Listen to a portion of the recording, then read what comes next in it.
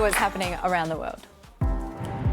Young girls have applauded as Donald Trump rolled back transgender rights.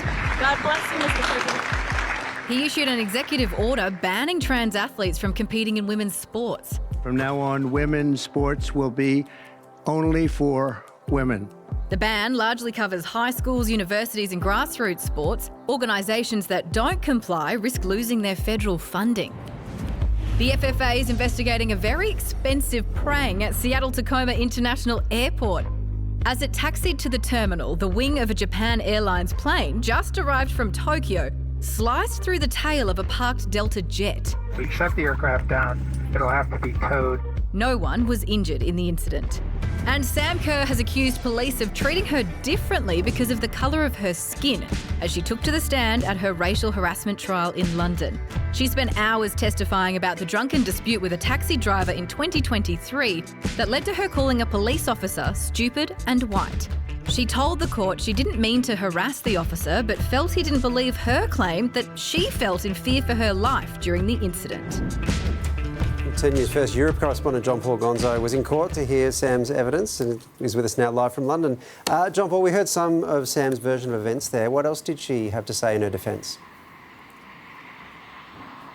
Well, she told the court that police made her feel like she was a liar and that they didn't believe her. As to why she used those comments, white and stupid, she tried to explain to the jury that that was kind of a broader commentary about people in positions of power and privilege and how they acknowledge that. And she said, for example, that male police officer could never have understood how Sam Kerr herself felt as a woman in that taxi when that incident unfolded with that driver who was apparently acting erratically and driving dangerously.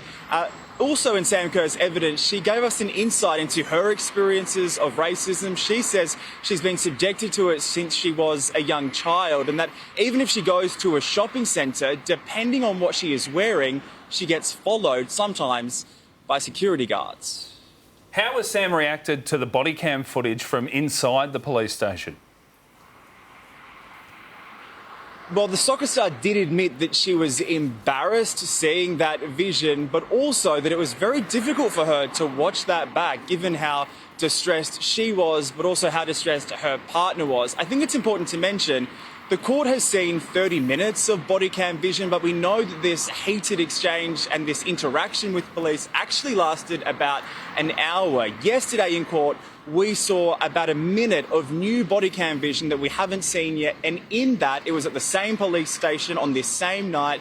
Sam Kerr was much calmer. She was speaking to officers, and there seemed to be a much better understanding between the two parties. John Paul, what are we expecting to happen in court today?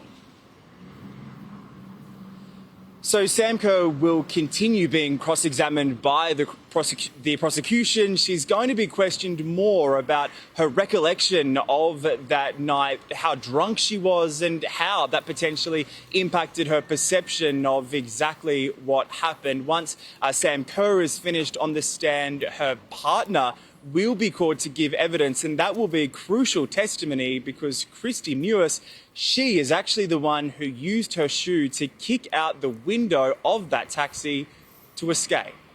More still to play out. John Paul, thank you for your time. Thanks, guys.